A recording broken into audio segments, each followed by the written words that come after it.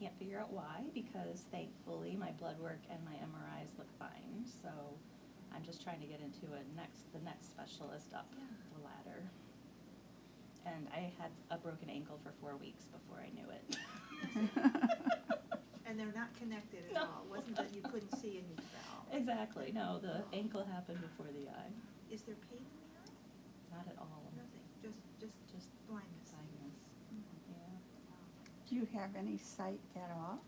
At the top, but, And what you does know, that make everything look like? It's very Half? strange. Yeah, I can feel my eyes just constantly trying to adjust. Mhm. So, but like when I look at Eric, I can't see you or Maridel, and I can see a blurb of Barb. Blurb of Barb. And so are you working? You're not working? Are you? I'm trying to work, yeah. Yeah, I'm not very productive, but, you know, it's only between me, you, and the room and the camera now. See, that's what I mean. We shouldn't be on TV. I know, that's why I feel like, I warned you before I started it. I was like, how do we check in? Delete. I'm kidding.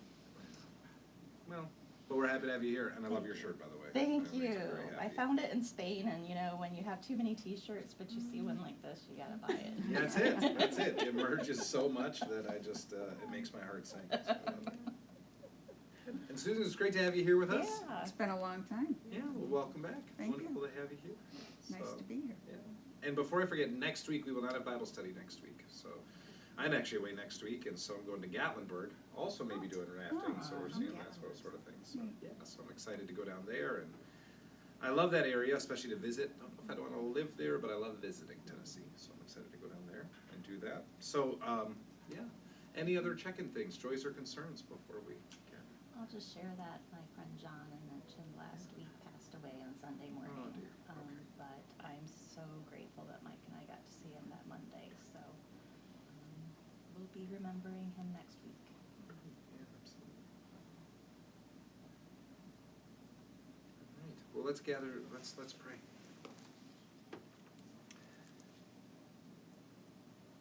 And God, we come before you with the joy of being together, the joy of friends who have been apart and returned home, the joy of having those last moments with beloved friends and family, those times that Wendy was able to spend with John in his last moments.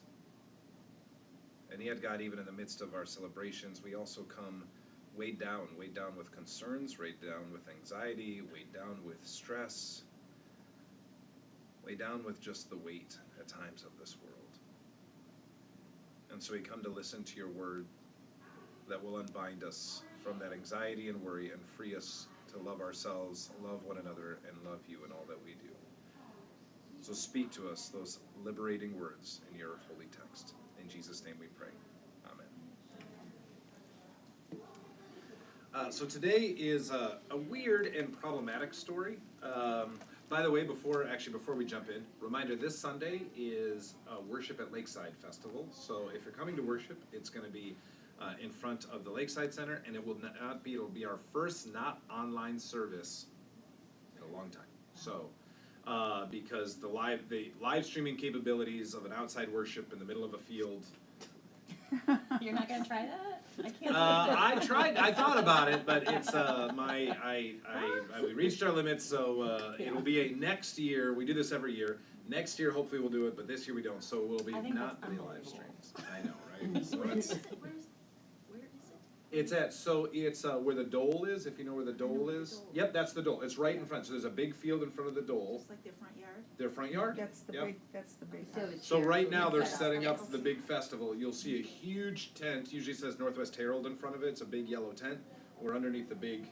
There's two tents. One is like the rock and roll tent, and one is the Northwest Herald tent by all the food stuff. We're in the Northwest Herald tent by the food stuff. And you don't have to pay anything to come in. It's before the festival opens, so you don't have to worry about that. Just come, and it's always fun to be outside. 9 o'clock. One service, 9 o'clock, and that's it. We might try to record it and upload it later, but we'll see how that goes. I'm not sure how that's going to work. So, but just so that everybody knows, it's always a fun thing to do. So. And I don't know if you all know that Lakeside Festival, which is one of the longest festivals we have in Crystal Lake. We started that. Our church started that back in 1980. I which didn't know is that exciting. until this year, that's cool. Yeah, that's really cool. So when we bought the Lakeside Center, then we had to figure out how to pay for Lakeside Center. Need is the mother of invention, and Lakeside Festival came about. So, all right. So today, One more thing before we go. yeah, What about the jump in. parade? Are we walking? the parade. Yeah. So the parade is at 1 o'clock. Just let Sherry know in the office that you want to march, and she will get you connected about where to meet and all that. Or honestly, if you know where the parade gathers, over kind of behind where the police and fire station is, over off of, is that Woodstock Street, I want to say? Just meet back there and just walk around till you find us, or ask, look for the bus. They'll be wearing red, white, and blue. Yeah, right. So it'll No, narrow they'll it be down, easy to yeah. find. Everyone else is- I always walk around and look for the bus, No. and so if you just look for our big bus, Okay. it'll be there, and I'll be there. I'm going to be watching the first third of it, which is actually good. They don't trust me to hand out stuff anymore because I hand out too much stuff. So I'll be there, but step off's at 1. So if you get there by 1, it takes us 30 minutes to move anyway because I got to unroll everybody. But yeah, just look for the bus and we'll be there. Yeah, it'd be great to have. We need marchers, so that'd be great. We also need volunteers to just help at Lakeside. So if you want to do that, let Sherry in the office know. We'll get you connected. Okay. There's so much. I was saying on Sunday. Usually I'm like, announcements. But now I'm really excited. We have all these things. It feels Yeah. normal. So we're going to pick up this week right where we left off last week. So if you remember last week, we were crossing the Sea of Galilee, the Lake of Gennesaret. Same name, by the way, same body of water. For those of us who grew up near the Great Lakes, it's far more lakey than sea, I would say, right? I mean, like, it's not that big. I always think if you can see across it, it's a lake as opposed to a sea. Although, weird random thing, when I was in Racine, you could see Michigan. It was so clear, you could see directly across to Michigan. I couldn't believe it. I've never seen Wisconsin from Michigan, so I don't know how that works. But anyway, tangent over. So this is picking up where they're crossing, Jesus and the disciples are crossing the sea. And when we talked about the importance of water crossings, when we cross bodies of water in the Bible, we're always moving from symbolically, if not actually, sociopolitically, from one place to another. So we're going from before so going all the way back to Noah, from creation before the covenant to now a covenant people, right? God makes that first covenant with God's people saying, this was a terrible idea, killing the entire world. I'm never going to do this again. And moreover, it didn't work, right? I tried to purify the world, and it was a disaster. It just caused a lot of distress and death, and didn't fix it. And so so we have this kind of movement there. We obviously have the movement in Egypt, right? Going from slavery in Egypt to liberation into the desert, figuring out who they are as God's people. Then we have the crossing the water from this kind of time of discernment to then into the promised land, crossing the Jordan River. Whenever we have those moments of crossing water, we're making that. In the Gospels, when we cross the sea, we're crossing from Jewish land, from kind of the ministry to the Jews to the ministry of the Gentiles. Now, it's far more symbolic. There wasn't like, you are now entering, as we talked about last time, you are entering the land of the Gentiles. Like, it was very intermixed, but this is more of a symbolic piece. Also important to know, Mark's geography is not great. Let's just start with that. We're going to hit that right off the bat. So we're going to hear this, and then we're going to talk a little bit about that. So even as, like it's very poignant that this is symbolic and not actual, because he's off by about 30 miles. So, so it's quite a bit different. So, but we'll talk about that. But this is important. We've just had the stilling of the storm. We just have, remember the disciples, they are upset with Jesus. Jesus says, why are you afraid? Have you still no faith? And then they're amazed and they say, right, they have this mega fear, this mega awe, and they're in awe of Jesus and they say, who is this, right?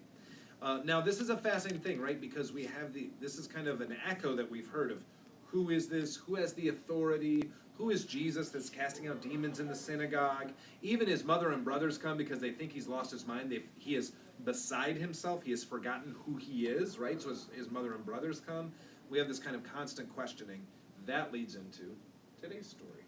The passage that we're looking at today are the first 20 verses, Mark 5, 1 through 20. Who would like to read this for us? That'd be great. They went across the lake to the region of the, how do you say that, Gerasenes, yep. When Jesus got out of the boat, a man with an impure spirit came from the tombs to meet him. This man lived in the tombs, and no one could bind him anymore, not even with a chain, for he had often been chained hand and foot. But he tore the chains apart and broke the irons on his feet. No one was strong enough to subdue him. Night and day among the tombs and in the hills, he would cry out and cut himself with stones. Then he saw Jesus from a distance and ran and fell on his knees in front of him. He shouted at the top of his voice, "What do you want with me, Jesus, Son of the Most High God? In God's name, don't torture me." For Jesus had said to him, "Come out of this man, you impure spirit." Then Jesus asked him, "What is your name?" "My name is Legion," he replied, "for we are many." And he begged Jesus again and again not to send them out of the area. A large herd of pigs was feeding on a nearby hillside. The demons begged Jesus, "Send us among the pigs. Allow us to go into them." He gave them permission, and the impure spirits came out and went into the pigs. The herd, about 2,000 in number, rushed down the steep bank into the lake and were drowned. Excuse me. Those tending the pigs ran off and reported this in the town and countryside, and the people went out to see what had happened. When they came to Jesus, they saw the man who had been possessed by the legion of demons, sitting there, dressed and in his right mind, and they were afraid. Those who had seen it told the people what had happened to the demon-possessed man, and told about the pigs as well. Then the people began to plead with Jesus to leave their region. As Jesus was getting into the boat, the man who had been demon-possessed begged to go with them. Jesus did not let him, but said, "Go home to your own people and tell them how much the Lord has done for you and how he has had mercy on you." So the man went away and began to tell in the Decapolis how much Jesus had done for him, and all the people were amazed.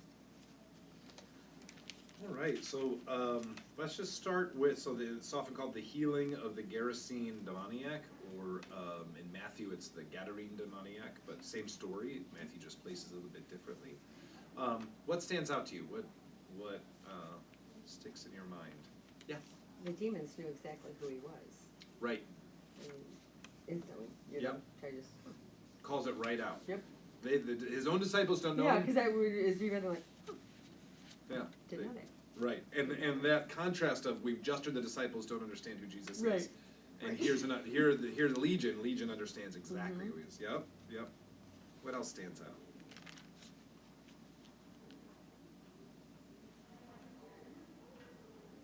Because we talked last week about how the disciples were afraid after everything was calm, I found it interesting that the people were afraid once he was in his right mind. Yeah, they greet the healing with fear, right? They don't quite know. Yeah, and there is that odd parallel, right? When things are set back to the way they are, the response is fear. We don't, we're not sure what's going on here. Yeah, come back to that for sure. And then the fact that the man wanted to go with Jesus, he said no. Right. He said no. Yeah, he doesn't let him come with. Yeah. Yeah. Also an odd sort of thing. And he also told the man to go and tell others, where normally he told them not to tell anyone. So now it's kind of the opposite Right. of everything It's kind he's of a been reverse. teaching. You know, like, Yep. don't tell anybody, just go back and act normal. But no, go and tell them. No messianic secret here. Go Right. out and let everybody Right. know. Right. Yeah, it's also odd. Yep. Yeah. Yeah, this is a very strange story. Yeah. And then the whole pig thing. Yeah, right? Everybody's Yeah. always worried about the pigs. We talked about that last week, that everyone's like, but why the pigs? We love the, especially if you're from the Midwest, right? I mean, come on, the poor little piggies. It's my mother's favorite animal were pigs. She hated this story. All right, so I want to talk about a couple of things. As I said, Gerasene. So they go over to the country of the Gerasene. So that land, Gerasa, is 33 miles southeast of Galilee. So you've got to think east of the Jordan River. This is kind of a ways away. So the idea that if you hear this, you think like, oh, this is a nice coastal town. They cross the land, and this is what happens. No, Like this is far, and it's not even that the land. Well, it was so expansive that it would have been the territory. No, this is just the geography is just wrong here, right? And we shouldn't get too caught up on that, except to know sometimes we think that the Gospels are written to be history books. They're not written to be history books. The writers of the Gospel, Luke is actually worse than Mark. Luke's geography is even worse. Like he just, but he's not concerned about it. It's about the symbolism behind it, right? And it's funny because we talk about how Matthew and Mark, so this occurs in all three synoptic Gospels. Matthew and Luke have Mark with them, and they change the story. Now, Luke's is the most extensive of these stories, but Matthew fixes the geography, which is also funny. So in Matthew it talks about the Gadarene demoniac, and which is interesting because that area, Gadara, actually is on the coast, and more likely that case. There are others, though, and we'll get more into this, that say this whole thing is symbolic, and actually what they might have been referring to is the city which is now Tiberias, which is also on the coast. Tiberias was a city that was given to Herod, later renamed Tiberias in honor of the emperor Tiberius. This was a very common thing for people to name cities after themselves in honor of themselves, which makes sense because there's a lot of code. This is all about there's a lot about the Romans in a passage that never mentions the Romans. So we're gonna dig into that, why that's there. So there's some different pieces, but it's symbolic. They're not actually in that area. Okay, so the first is, now I want to jump to this other piece, which is interesting, right? So after he stepped out of the boat, immediately a man with an unclean spirit met him. He lived in the tombs. No one could restrain him anymore, even with a chain, for he had often been restrained with shackles and chains, but the chains were wrenched apart and the shackles were broken in pieces, and no one had the strength to subdue him. Day and night among the tombs, he was always howling and bruising himself with stones. So what's the thing here? Why is he out in the graves? What's the picture that they're coming up on? He's ostracized Why? because he's not normal. Yeah, he's not normal. There's something. So there are layers upon layers of issues that we have in this passage that make it can make it a really awful passage. So first, let's talk about demons, demon possession, because we got demons. It's always a fun thing to talk about. So we're going to talk about demons. Then we need to talk about mental illness. Then we just need to talk about abnormal behavior, right? So all three of those things. So let's begin to talk about demons. What is a demon in the Bible? A demon is a daemon. Literally comes from the Greek word daemon. So a daemon is a spirit. An unclean spirit is not. There were all sorts of spirits. There were good spirits. There were bad spirits. Daemon is just means a spirit that's there. This one wants to specify it's an unclean spirit.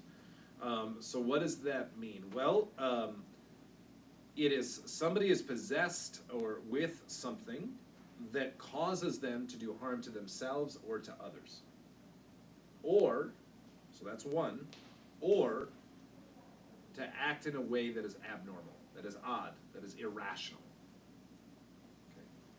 So this can be a whole variety of things. It can be everything from, sometimes people say, well, it seems like there's one where somebody comes and they talk about, this is actually later in the Gospel of Mark, talk about his son who is possessed by an unclean spirit that causes him to convulse and foam at the mouth and sometimes throw himself into the fire. And so the father asked Jesus to heal him. So people say, well, that sounds a lot like epilepsy. Maybe he had epilepsy. Maybe this person here was mentally ill.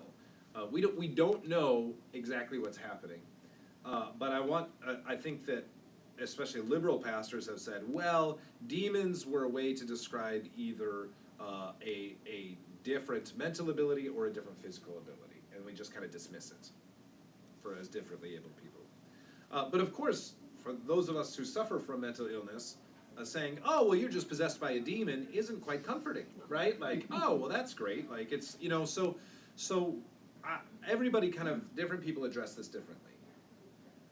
And then others will say, obviously, well, these are supernatural spirits within the world. How I tend to look at it is, as opposed to parsing into great mythologies of supernatural entities and beings, as opposed to there are sometimes there are those of us that just act outside of the norm. Right? Sometimes in good ways, sometimes in bad ways. Prophets acted outside of the norm. So, for example, Ezekiel, in order to tell the people that they needed to repent, ran through the city naked one time, and then later he built a small model of Jerusalem and then rampaged through it like a Godzilla. Like, I mean, I'm not making this up, this happened. Then he laid on one side for like, I can't remember how long, weeks, and then he flipped over and he laid on his other side for, and like in the middle of the town square, like, this is not normal behavior, right? Like, if this happened, something's not normal here. Now, why was he doing this behavior? He was doing it to in these large ways, performance ways, to tell people that they needed to repent, right? This was to shake them out of their apathy and their way of when they were coming Babylonian, to say, no, we need to remain faithful to God, even in Babylon. Prophets do not act normally, right? Prophets, Martin Luther King did not act normally, right? I mean, it's Otis Moss talking about this passage says, and talking about slavery, says it was perfectly fine and everybody was content as long as black people stayed in their space, as long as they worked in the fields and did their work and didn't complain and were just grateful for their lot in life and knew their space, it was fine. But when they started sitting at the front of the bus or taking a seat on the bus or coming to lunch counters or going to the voting booth, then there was a problem because their behavior was abnormal. And a lot of times they said they didn't know their place, right? And so when people don't know their place, there's an abnormality there.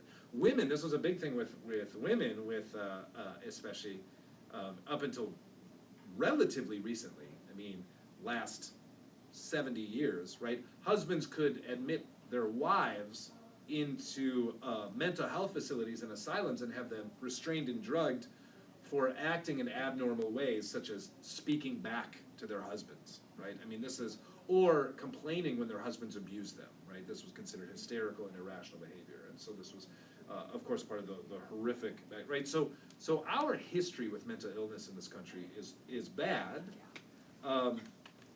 and so when we look at this, we say, oh my gosh, they took somebody who's acting abnormally, and so what do? They bind him to the tombs, right? These are to the graves outside of town, and we say, well, that's horrific. Well, up until relative recently, we also locked people away in mental health institutions, some of whom received the treatment needed to be there and received treatment, and some of those institutions were helpful, and a lot of them, let's be honest, were very subpar, and they were just places to kind of lock people away, out of sight, out of mind, and away.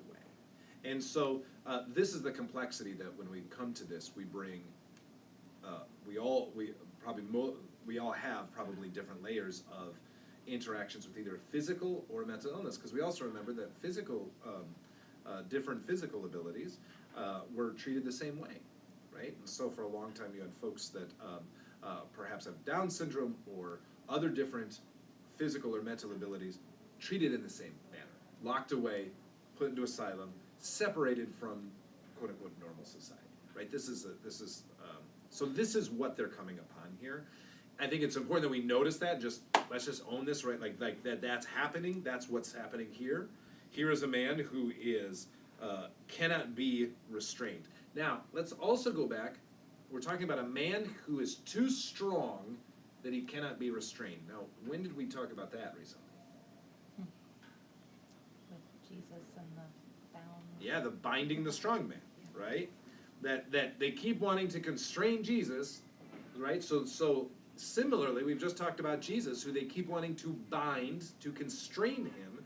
They want him to fit in his box of who he is and what he will do, and he will not be bound, because as John the Baptist noted, Jesus is the strong man. Well, here we have a different strong man who cannot be bound. They're trying to shackle him, they're trying to bind him, but he cannot be bound, right? So that's kind of, and he is the definition of unclean, right? He is naked, which is unacceptable. He has this unclean spirit upon him. He is in the midst of the tombs, which is unclean, right? You don't go to the tombs. They are an unclean space. For obvious reasons. Why are the tombs unclean? Corpse. Yeah, there's corpses and death and rotting and things like that, and so it's just, yeah, so he's acting in this way in which he is bruising himself, he is hurting himself. Okay. Now this is the fascinating part. When he saw Jesus from a distance, he ran and bowed down before him, and he shouted at the top of his voice, "What have you to do with me, Jesus, Son of God? I adjure you, do not torment me." For he had said to him, "Come out of the man, you unclean spirit." Okay, who is he? And who is him? And who is doing what here? Slow down. Yeah, right? Sorry. No. Because we hear Right, it it's all and we one start to sentence. we start to make meaning out of it, and we miss the pronouns. When he saw Jesus from a distance, who? I'm thinking the demon, because the demon's the one who spoke. Right? Or is it the man? Well, it was the man, but it was the demon's voice, I don't know. You know what I mean? Yeah. Because I think the demon recognized you, but yeah, maybe not. Maybe the man recognized Jesus, but Right? But when Jesus responds, he's talking to the spirit, not the man. Come out of this man. Who speaks first? Jesus. Yes. Come out of this man, you unclean spirit. And then he ran down before him, and he shouted at the top of his voice. Which he? Are we talking legion, or are we talking the man here?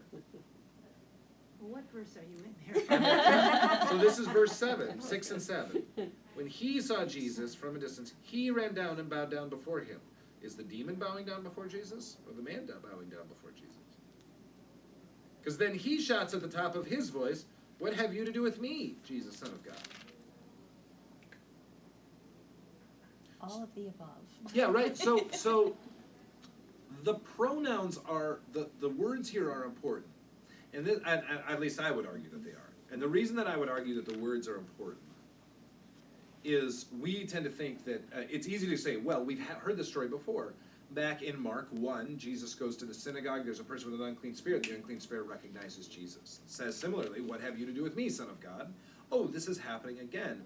Now we know that there's a man who is possessed with an unclean spirit. Okay, what is that unclean spirit? Well, maybe it is some form of mental illness. Maybe it is some sort of social distress that he is having, right? It's a reaction to something else, social distress. Maybe it's just other, Lord knows how many of us have experienced, or in others or ourselves, behaviors that are self-destructive, that we cannot shake, right? This is another piece of demon possession. So like, I would say addiction is as destructive of a demon as any other form of mental illness or supernatural force, right? It is destructive not only for the individual, but to often those around them, right? So we don't know what's happening here. But what do we call, for example, people who are suffering from addiction? Addicts, right? We call them addicts. What do we call people who suffer from mental illness? Mentally ill. And we may call them mentally ill. We call them crazy. When we and now we have changed and are changing as a society to more person-first language. People who suffer from mental illness. But I know when I was growing up, there were all sorts of names that were tossed around for folks who were either suffering from physical or mental disability, right? And thankfully, most of that, at least in a lot of the groups and social settings that I'm in, we don't, it's more person-first language. But it's interesting, and to some extent, sometimes more honest in the way in which we look. How good are we at separating people from their affliction? Terrible. Terrible, right? We label them by their affliction.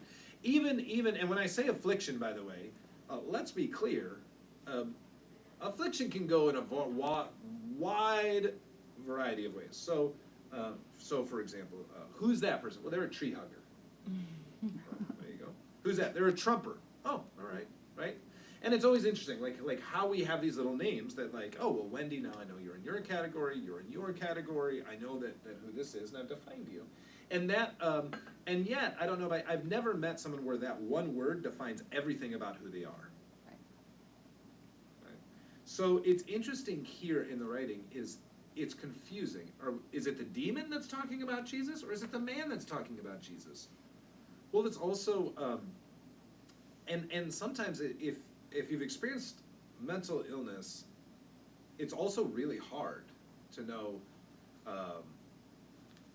what's normal and what's not normal, right? So what is anxiety and depression, and then I remember, and I've shared this before, that I've suffered from both depression and anxiety, and I remember talking with Nina, and she and I'll have conversations, and I'll say, "Is this not how everybody thinks? Like, this isn't what's going on in your mind. This is just my mind." Like, we'll come out of a situation, and I'll say, "So this is what was going through my mind," and she's like, "Yes, that's not normal. Like, I love you, but like, no, that's not how our brain, like your brain is doing something different than what our brains are, right?" So, but it's hard to distinguish, right? And if you've had, in talking with family members and friends who have cancer, for example, to separate the cancer from who they are, right? I'm a person who has cancer. The cancer does not define my entire life, but it often feels that way because everybody, when they look at them, they say all they see is the cancer. They see that their hair is gone. They see that they've lost weight, or that they've gained water weight, because that can happen with chemo and all of that, right? So you get these different pieces. The fascinating piece that happened here, right, is that the text is ambiguous. And I think it's intentionally ambiguous because I'm not sure that even the man here, the unnamed man, knows himself where he begins and ends and where Legion begins and ends. What is the man afflicted with, by the way? Is it one issue, one thing? No, it's Legion. Right? It's Legion. So, which I think is also helpful because most of the time, when we are at our worst, it's almost never one thing. It feels Legion. It feels overwhelming. It is one thing that leads to another. It reminds me of like at Wendy, because we talk about, in our book club, we talk about structural racism. And Tricia Rose from at Brown University out in Rhode Island in Providence has a Center for Structural Racism. And she talks about how structural racism works in gears. And one of the issues is we think that it's one issue. So we look at injustices having to do with redlining and home ownership, right? And we say, well, that, yes, we know that there's historic racism in that piece. But because of that, then you say, okay, but because of redlining and home ownership and the way in which we've created African American ghettos within our society, and then we've tied education and schools to housing values, so now we talk about the lack of educational opportunities. Well, these are interwoven, right? They're not separate issues, because determining that these are low housing values, now all of a sudden that means those schools in those neighborhoods get less funding, and so that that affects education. And now we're talking about then how does that affect then job and the accessibility of job, right? So you see that it's gears with interlocking teeth, and each one affects the other, right? Often in our own spiritual personal lives, one issue affects the other, right? So stress at job causes stress financially, causes stress at home, causes stress in a variety, right? So we see these like one piece affects another. It's a legion. So that's where we have this. I'm gonna stop there and say, is this resonating? Are you saying like, no, is this making sense what I'm saying? I like what you said, like where he stops and starts. Like that's, I think, the best way to say it, because he's so possessed, I guess, is what I want to say, with this spirit, that it's hard for him to know or anybody else to know. That's, I kind of like that way, because I like the whole time, like reading, I'm like, I don't know, I just don't know, you know, and I think that's why, because I don't know. It's so much of his life, you know. Yeah. It's so confusing. Yeah. I would just share too that it's so confusing for people who are witnessing someone who is not normally able, quote unquote, that they want to explain it with one thing. Mm-hmm. So recently, when my diagnosis could have been a brain tumor, I actually had a family member say, well, Wendy, if you have a brain tumor, that could explain a lot about you. No. Thank you. Right? Yeah, wow. Was that for real or in Oh, jest? it's for real. I pushed back and she said, I'm trying to be compassionate. That was compassionate? But, yeah. That's the best you got? Sorry. But it's hard, like, you know, the community around the demoniac Mm-hmm. is so afraid and fearful, and can't be around him for that reason, I think. Well, it's hard, right? I mean, when somebody, for a variety of, I mean, this is why everybody liked the prophets. When you have this is just how, this is my life, and this is how it goes. And somebody interrupts that. They're not normal. They're not acting how I think they should. It's uncomfortable. And what's the best thing to do? What's the easiest thing to do? Conform. Conform or get rid of it. Yeah. Separate it, Yeah. right? Cut it out. Right? It's a fascinating thing between, it's also very Western, by the way. This is not, this is obviously more Eastern. We're talking about an ancient Near East culture. But I was studying Western medicine and Eastern medicine.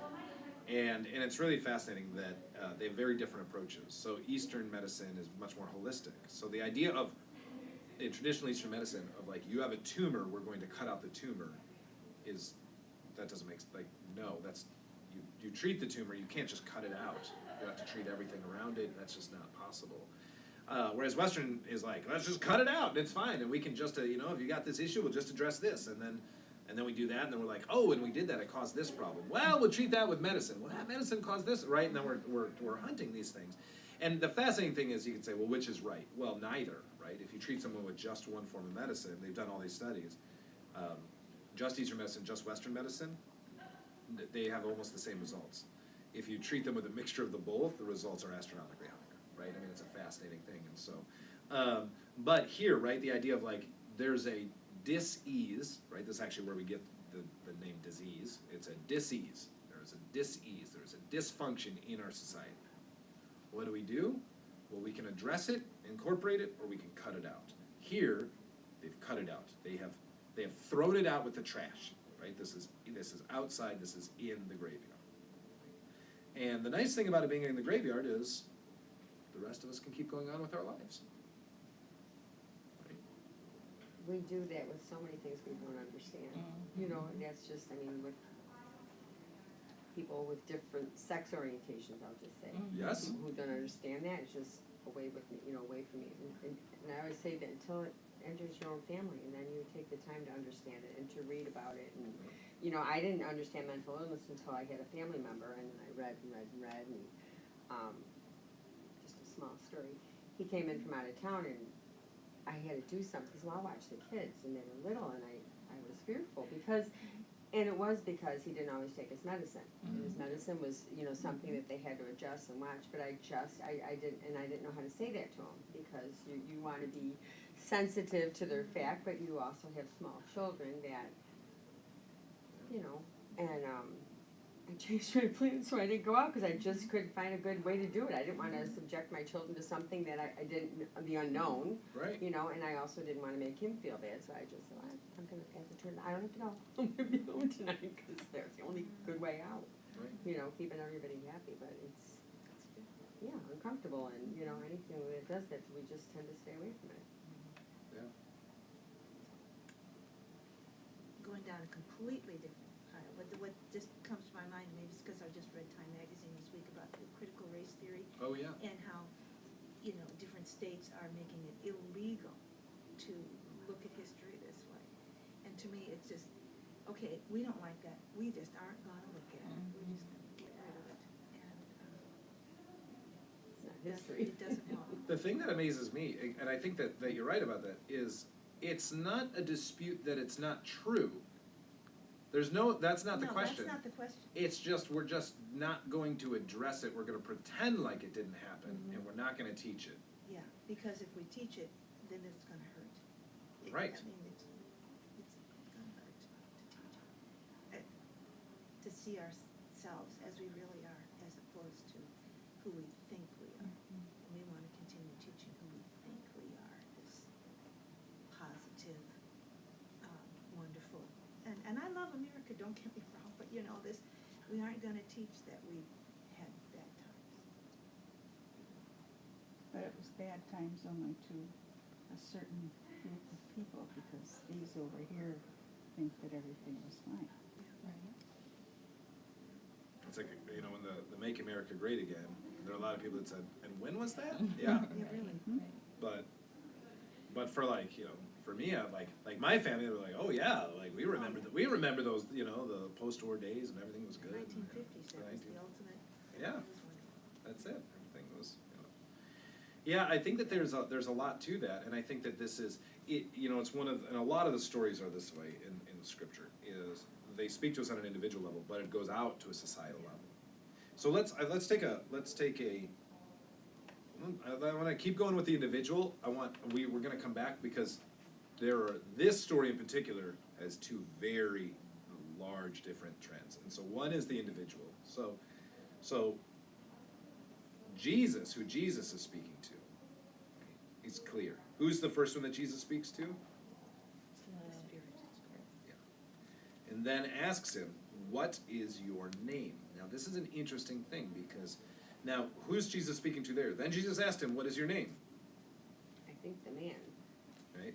So what do we hear from God? God says, you are mine, I know you by name, right? I have called you by name, right? So this is why when we baptize anyone, children or adults, we say their name over and over and over again, right? Do you promise, you know, do you, Meridel, promise to do this? By what name, Meridel, shall you be called? Meridel, today God will speak for you as, and we say that because God claims each and every one of us by name. Now here, what is your name? What's the response? Right? And it's an interesting thing. He replied, my name is Legion, for we are many. Again, who replied? The demon or the man? Could be either, right?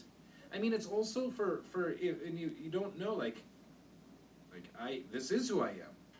I am an addict. I am crazy. I am this. I am, you know, I mean, you just, this is, after a while, it's like they found, like, if you are told often enough something, even if it is a complete lie, you will begin to believe it. And so they know this with children, right?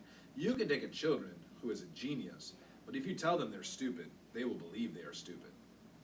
I mean, it is very difficult to overcome that, right? So it's interesting here that even the man could say, this is who I am. I am these, whatever this is, whatever this demonic force, right? And often, by the way, I always think, not to weigh down this up, I say demonic forces, when we talk about them in Scripture, it's the forces that are not God. Forces that prevent us from loving ourselves, loving one another, and loving God, right? So that's what this is, right? We are legion, for we are many. We're going to come back to this on the other level. And he begged him earnestly not to send him out of the country. Now here's the other thing. What does that mean? What does he think Jesus has come to do? Like further ostracize him. Right. Which makes sense at the beginning when he says, what do you have to do with me, Jesus, most Son of God? I always think that's the unclean spirit, but maybe that's the man who's like, oh great, I finally created a place where I can be at the tombs, and you're going to kick me out of here. Like, where else can I go? And he asked not to torture him. And don't torture him. Right, don't torture him. Yeah. So you don't even know. I'm suffering enough.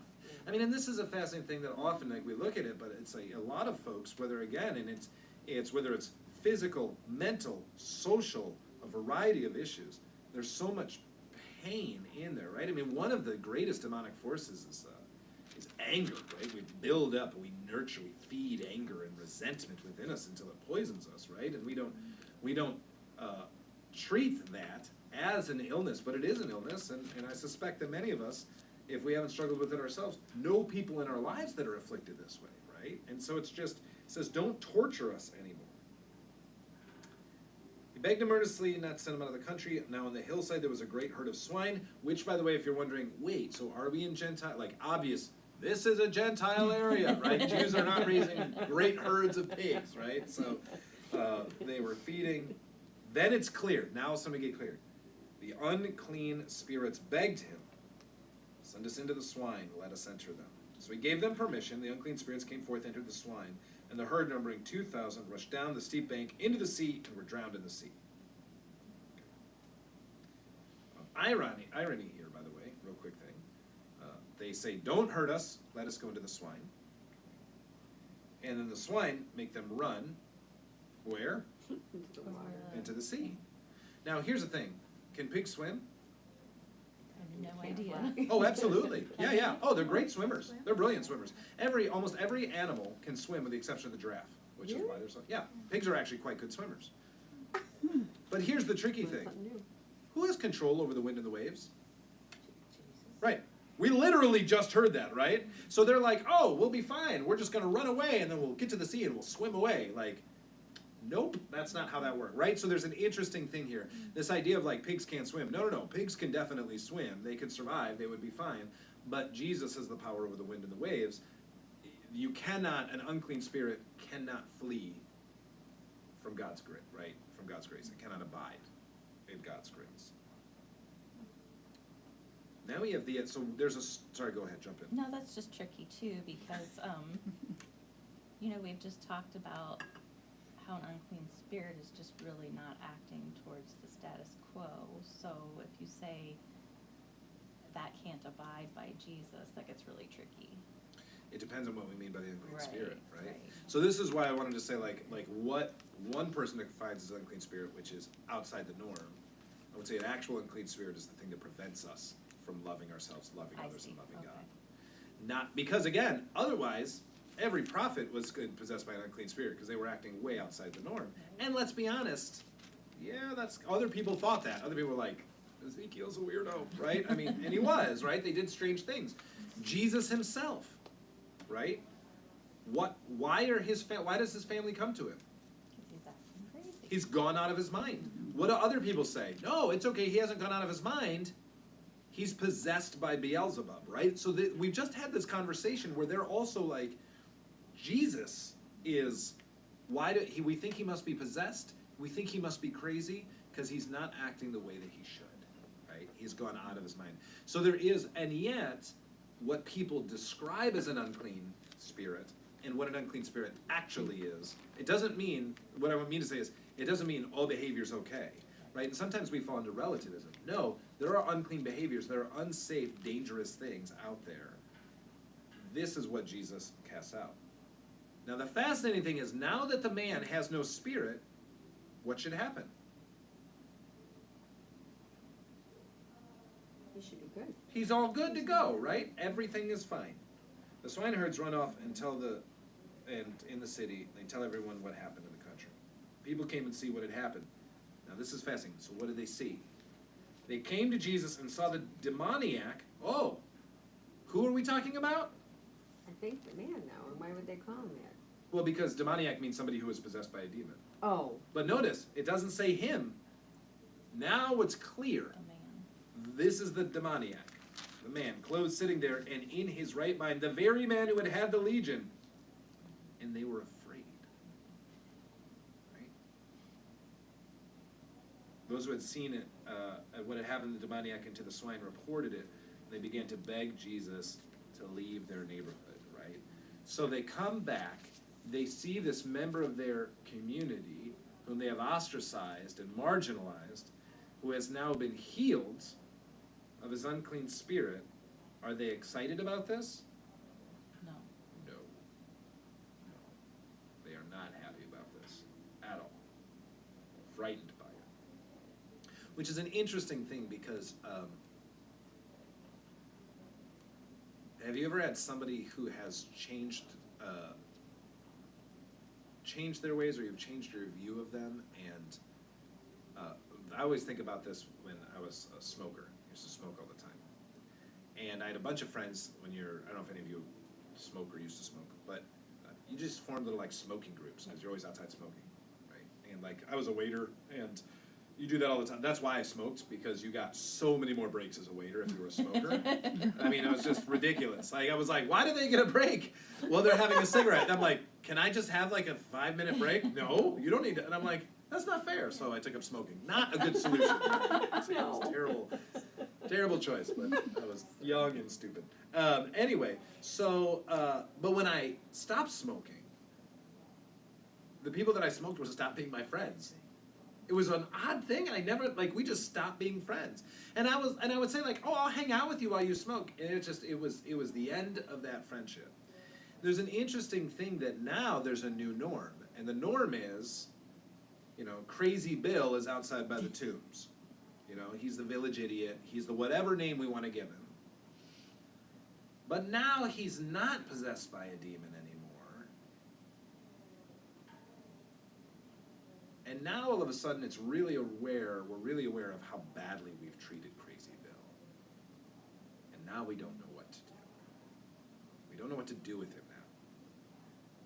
See, he can't just be back in society, because if he's back in society, well, what do we do with him? Because then we have to come to terms with all we've done and said and the way we treated him. And there's going to be an awkward moment around the Sabbath table where Bill's like, hey, remember that time you chained me to the tombs? Oh yeah, that was last week. That was really uncomfortable. Or, hey, I haven't had a Sabbath meal in 20 years because you chained me naked to the grave, right? I mean, there's those moments where it's like, oh, this is really uncomfortable. So they don't, right? It's really, but in, let's go wider society, going back to the 13th Amendment, right? And the Emancipation Proclamation and Lincoln, right? Lincoln was all in favor of freeing the enslaved blacks in the South. He was not in favor of them just hanging out in the United States. He was like, great, we'll free them and we'll send them all back to Africa, right? When they stayed, then everyone was like, well, now what do we do? Right? That's when the Reconstruction, and there were a lot like, oh, this is really uncomfortable because now we have to come to terms. And of course, here we are 200 years later, and we're still coming to terms with it because we've never been able to come to terms. And so what do we want to do? We want to say, go away, right? This is that, going back to your critical race theory. It's like telling Jesus, we don't know what to do. This makes us very uncomfortable. So let's just move on. And Jesus, you can leave and stop shaking up our house, right? So we have that happening here. But it's an interesting piece that after the demon is separated, right, after Legion is gone, notice it becomes extremely clear about who it is. As he was getting into the boat, the man who had been possessed with demons, right? And it's very clear now who we're talking about. We're not talking about this demon and man and afflicted man. We're talking about two individual people, right? So it's because at the core of, I would ask this, so because at our core, who are we? Who are we essentially, before anything else, any other label? A child of God. We are a child of God that God knows by name and God claims. That's who we are.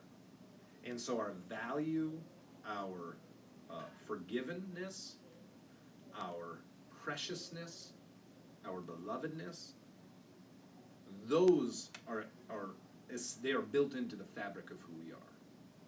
Now, we may be a beloved child of God who struggles with addiction, or a beloved child of God who struggles with mental illness, or a beloved child of God who struggles with anger, or a beloved child of God who struggles with physical different abilities. But that never changes that we're a beloved child of God.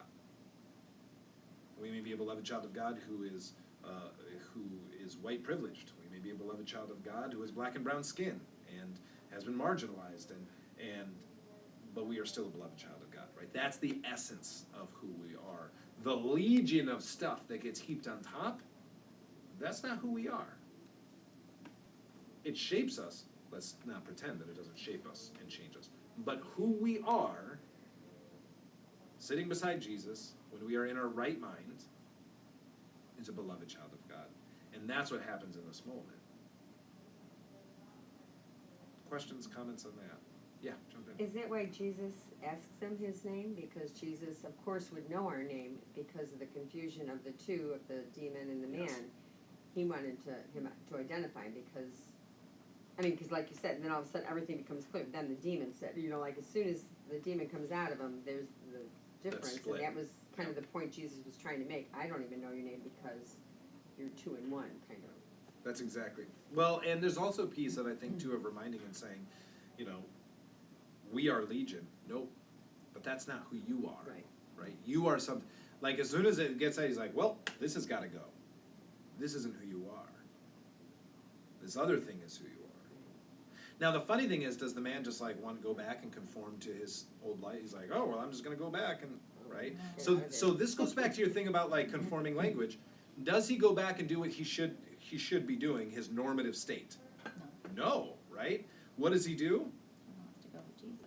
Well, first he wants to go with Jesus. We'll talk about that. And then when Jesus says no, he becomes the Gentile evangelist. Way before Paul, by the way. Way before everything else. This is the first evangelist to the Gentiles.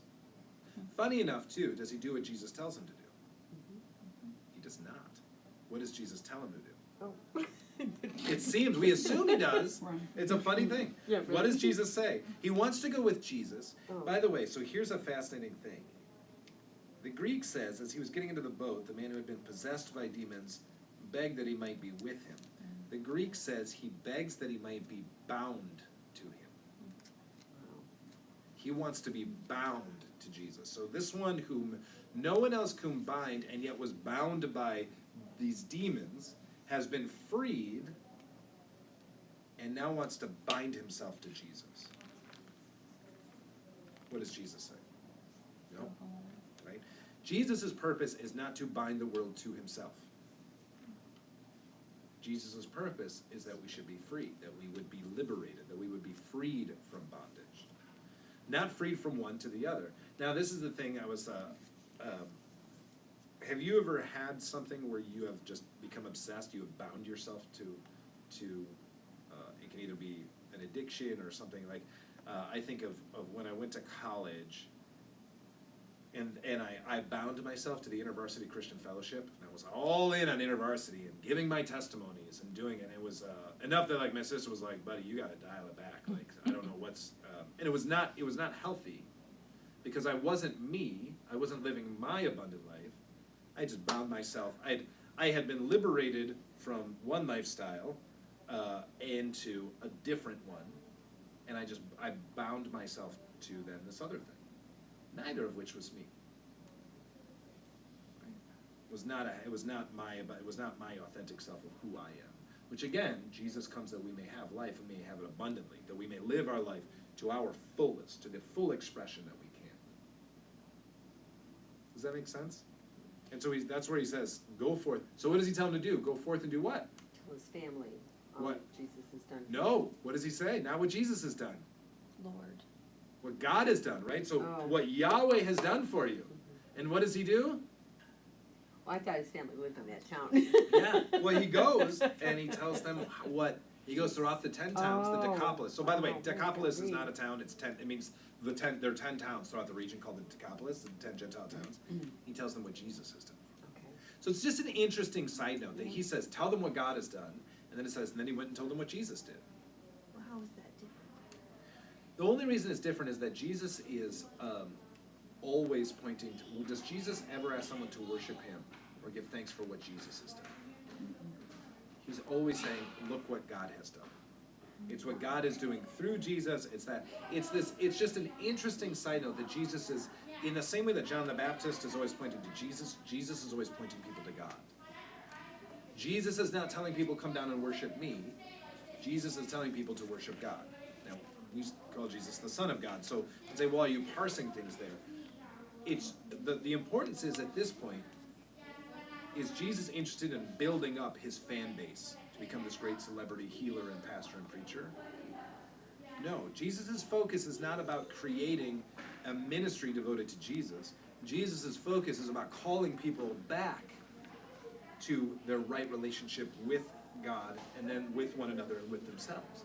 That's Jesus' focus. What is the greatest commandment? Not declare Jesus Christ as your Lord and Savior. The greatest commandment is to love God with all your heart, soul, mind, and strength. How do we do that? We live in the way that Jesus lived. Right? We follow Jesus' teachings. Now jump in. So Jesus doesn't think of himself as being God. Well, it's in Mark, in John, definitely, right? He does. Well, yeah, because every time Jesus says, I am, Yeah, that's right. he's saying, I'm God. I mean, that's the Yahweh. I am, is saying I'm God. But even there, Jesus is pointing, Jesus is not going to be worshipped as the man. He wants people to be in right relationship with God.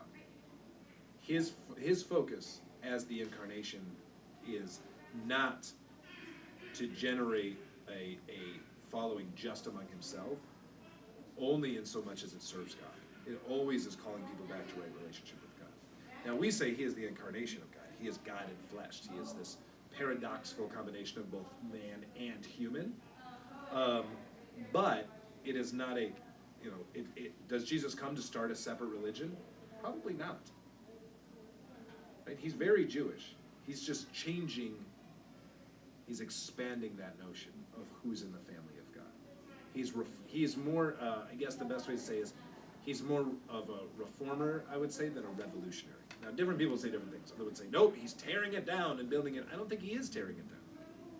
He's just reforming. In the way that most reformers, Martin Luther, no interest in starting a new religion. He just wanted to make Catholicism more faithful.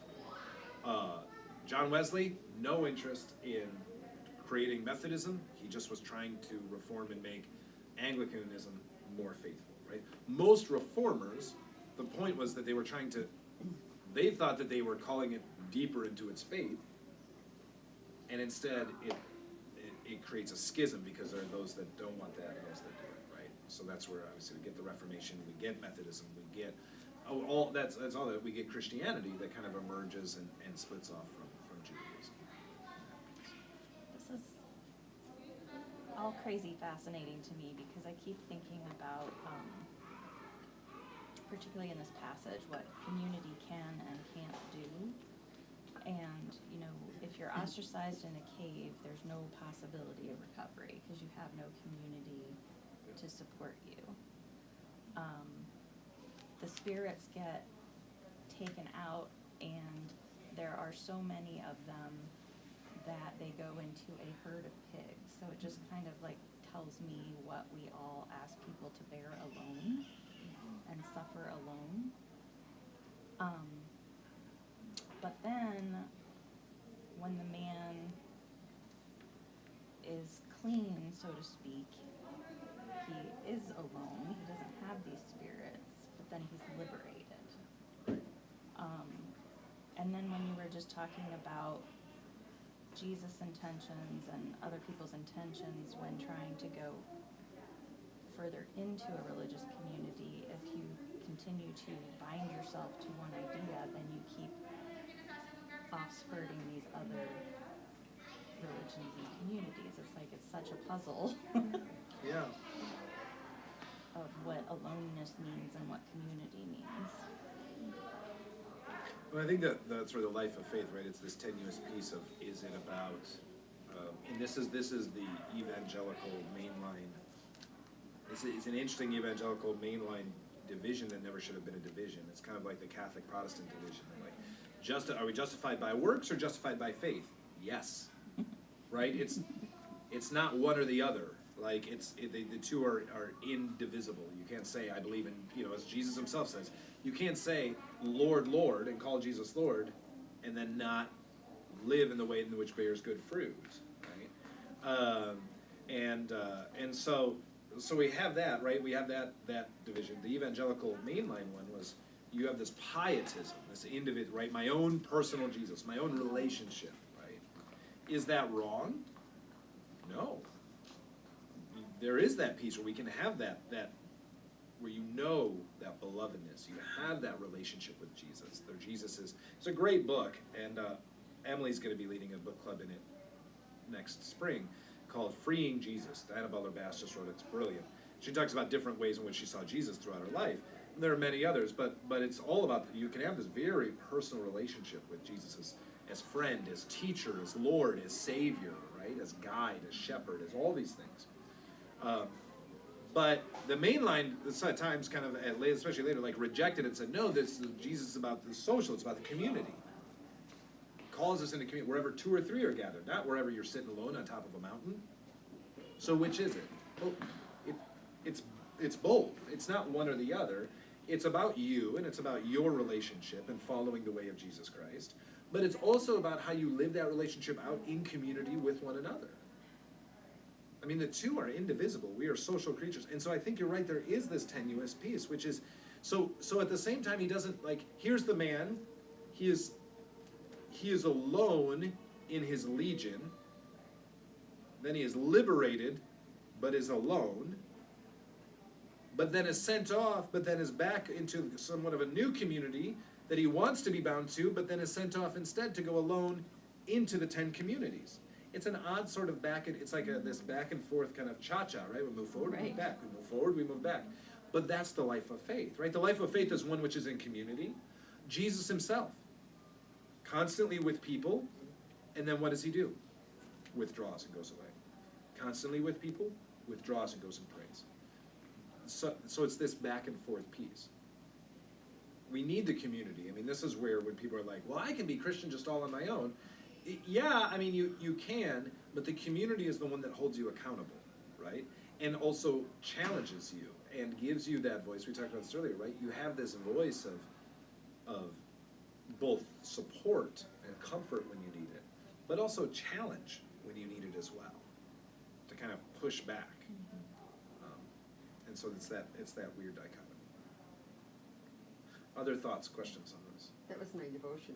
It's so funny that you said, but just about the community, the church community, how much we need that. We need to draw upon that, the accountability and the numbers. You can do so much more. You know, I mean, such ideas come from church. You know, like how we can get out and teach others and help others, and spread what we know, and which is hugely important. Well, and it gets us beyond our own self-absorbed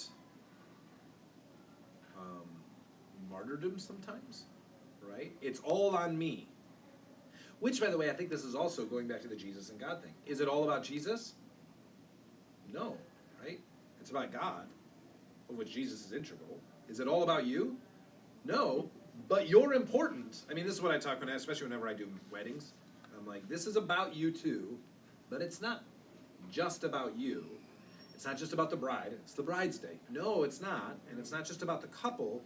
It's about your family. It's about a broader community. It's about something more. In the same way, like our life of faith, is it about you and your relationship? Yes, it is. But it's not all about you, which can be disheartening but also liberating. Like, oh my gosh, can you imagine? And think about everything we do here at FCC. Imagine if that was just on you.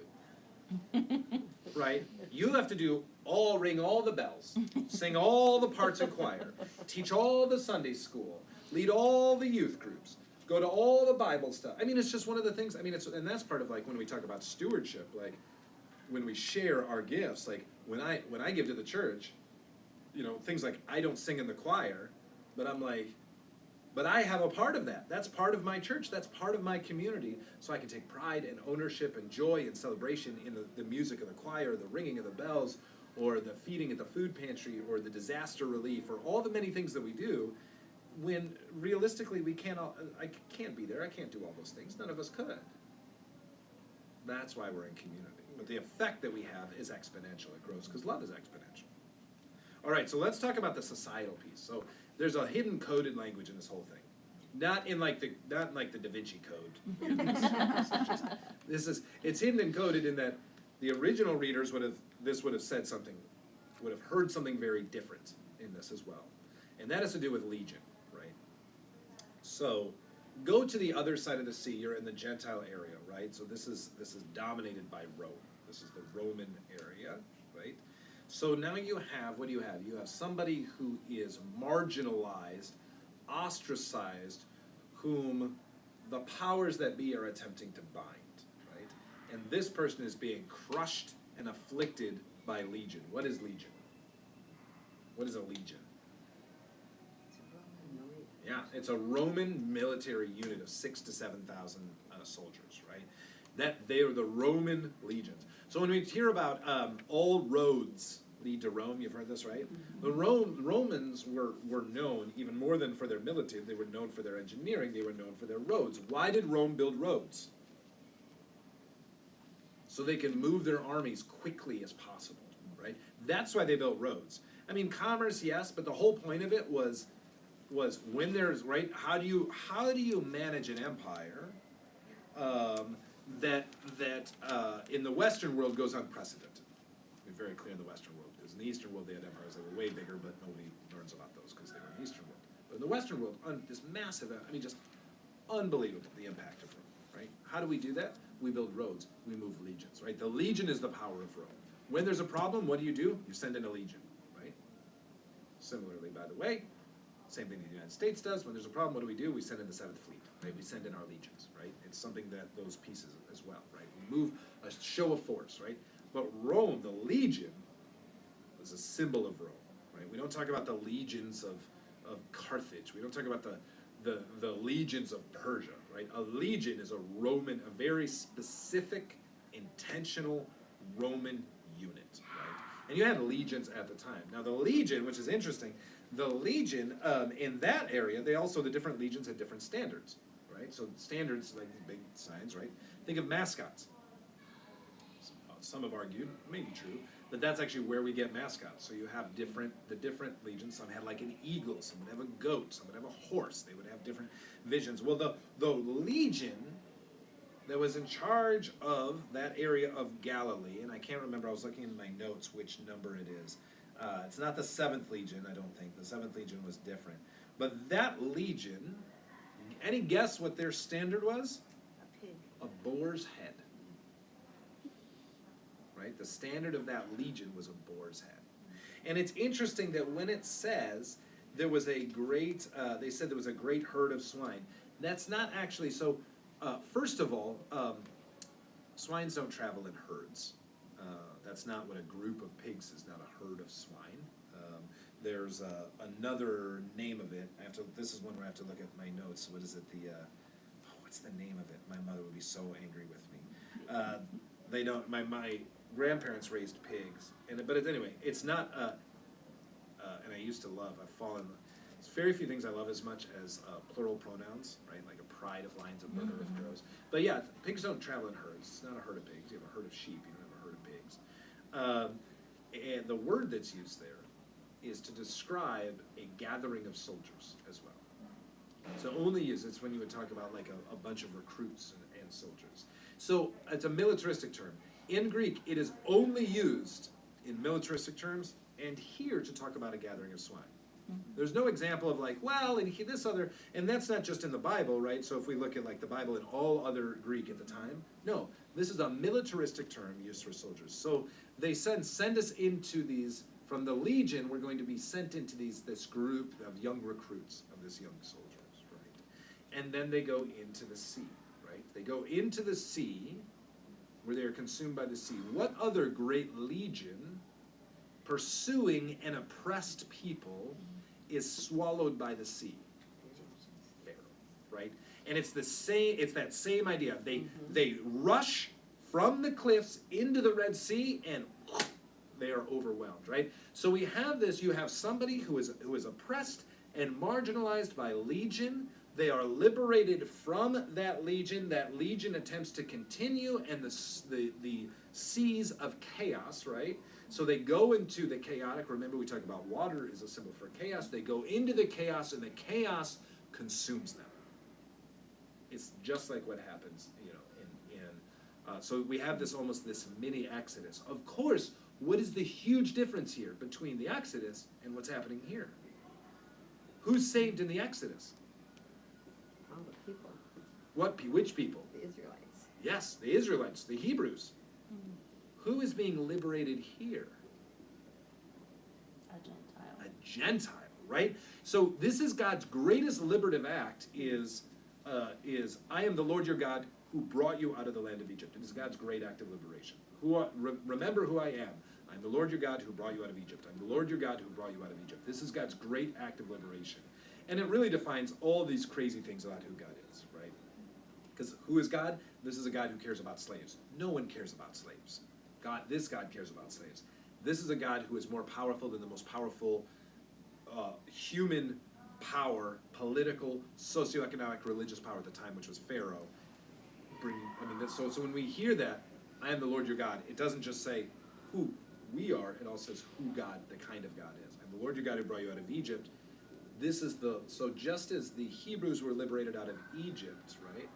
Just as now Jesus is liberating, and this is something Ched Myers argues, that Jesus is reforming, liberating, bringing people out of this kind of oppressive religiosity that has religious institutions of the scribal, Pharisaic, clean, unclean, black, white, fundamentalist religion that was dominating the time of Judaism, and which Jesus is putting up, right, is constantly butting heads against. So he's kind of overcoming the scribal authority, liberating Judaism from the scribal authority. Now Jesus is going to the Gentiles and liberating the Gentiles from the Roman oppression, right? This is symbolic. Obviously, Rome exists for another 1,500 years, or 1,000 years, at least, after this, right? Various things in Constantinople and things like that. So, but it's this symbolic liberation of you are more than Rome, you are more than Legion, right? So we have this different liberation. God's liberative acts are no longer confined to the Hebrew people. At this point, the Jewish people. God's liberative act, as seen there, is also expanded, right? So what does this mean? Going all the way back to your piece, when we're, is this about individuals and how we attract and do and how we live and act and struggle with our own legions? Yes. Is this also about nations and larger communities? Is it unfaithful to say, well, this is also about critical race theory and the ways in which we address systemic race? Yes, that's exactly what this is about. Like, this is addressing things on a huge socioeconomic scale and not subtly, right? This is not like, well, I guess you could. No, it's pretty on the nose. Now, for us, it's not, but for those at the time, when you start talking about Legion, when you start talking about pigs, and that would have been, they would have seen every place that Legion was present, you would have seen the big standard of the boar's head, right? These things would have been, it would have been very poignant that there is political language here. And of course, spoiler alert, why is Jesus killed? What crime is he executed for? Insurrection, right? Sedition. Like when you see those images of Jesus and it says either, there's a board that says either INRI or sedio, or sometimes INRI, sedio, that's because they would put the crime, they would nail it to the cross. It was almost always sedition. That's what, crucifixion was saved specifically to punish sedition. Of course, INRI, Jesus of Nazareth, King of the Jews. So, which again, is them arguing for sedition. There's only one king, and that's the emperor on high. So, does that make sense how there's two things that are going on here? There's also two stories. So if you were going to tell the story, how would you tell the story? I wouldn't choose this story to tell. Fair enough. Yeah, anyone but this one. I have, now, Yeah. since we are talking about the demons and the herds and the 2,000 in number, is it possible that there was like many people healed at this time? All at once? Mm-hmm. Probably not. Okay. It's just, we don't, Just it's made me just wonder very why, like, the specific. demon went into so many, and then you start talking about the Romans and the Went from one oppressed. person into all the pigs? Right. Yeah. Well, so here's the other layer. Okay. Why are the swineherds upset? Why is everybody also upset? What's the other reason they're upset? The property's destroyed. Yeah. So, which is also an interesting thing. They're very upset because this is a socioeconomic catastrophe. So what are they more concerned about? Probably, yeah. Yeah. So who cares if this guy was healed? Right. We're far more concerned about what you've just done to our livelihood. We're far more concerned about how this is going to affect our wallets than we are about, oh my gosh, you've done this miraculous thing and all of a sudden you've healed this person who was afflicted, right? The cost was too great for us, right? And I think that's another, there's a piece there which is, and again, like I have a hard time just now, like you, Barb, not bringing it back to the idea, but like reparations. Like, I think everybody just about can agree, like, there's a need for reparations, right? There were promises that were made that we did not keep. There is a need for reparations. But the cost is too great. Really? Because we just dropped $2 trillion like at the drop of a hat like a year ago. That was amazing where it was like, we can't do reparation, it costs too much. We need $2 trillion? Done. Boom. It just happened, right? Like almost overnight, 4 days, right? In that catastrophe. So it's one of those things that is the cost too great. Like, and I don't mean to oversimplify it, but there are interesting things, which is we love to talk about the cost. There's a socioeconomic cost here. And they're not concerned, they don't care that the man's been healed. They do concern that their pigs have been killed. There's two stories here. One story is, here's a man that nobody knew what to do with. He was so afflicted, he was brutalizing himself, right? He's beating himself with rocks. That's how horrific this affliction that he has is. Which is the other piece too, right? This is not Ezekiel talking about social reform. This is somebody who's literally killing themselves. And they don't know what to do with it. They ostracize them, they chain him outside, they can't figure out what to do with him.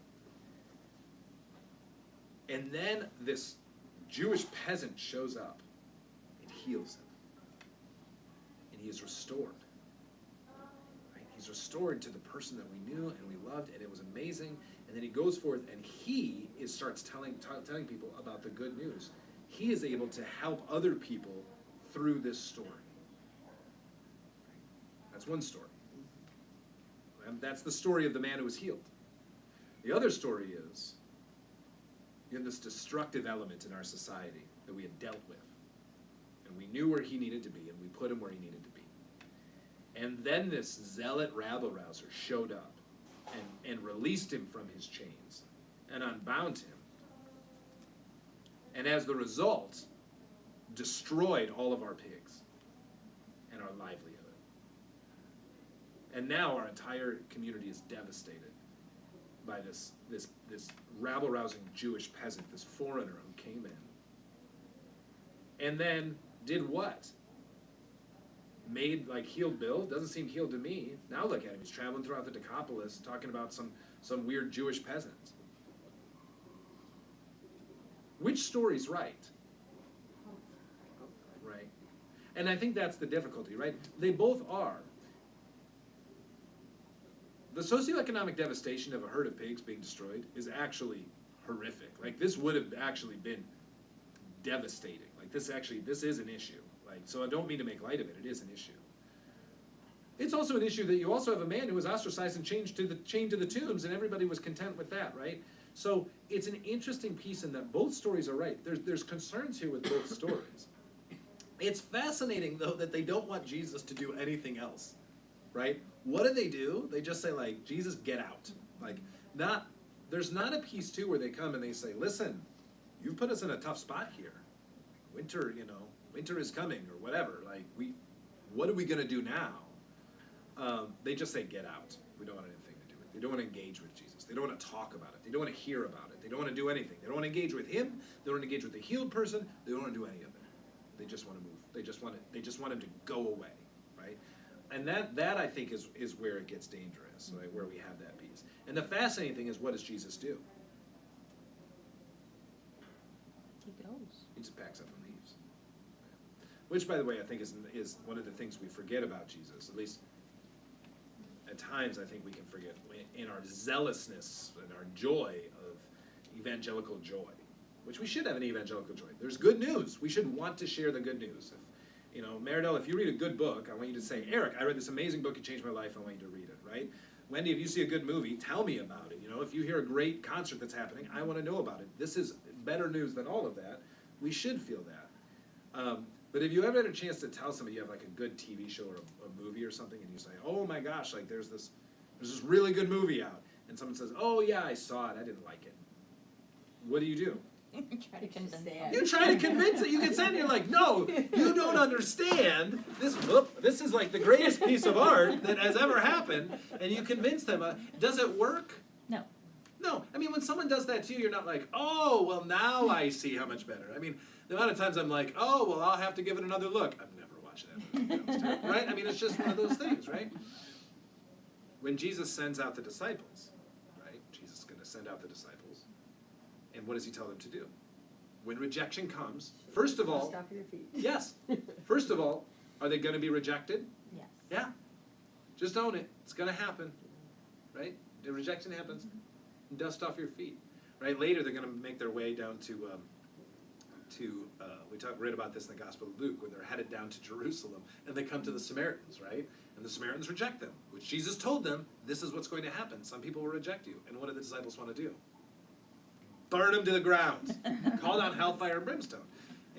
Jesus like, good Lord, like, you still don't get it. And so it's interesting that Jesus does, he says, okay.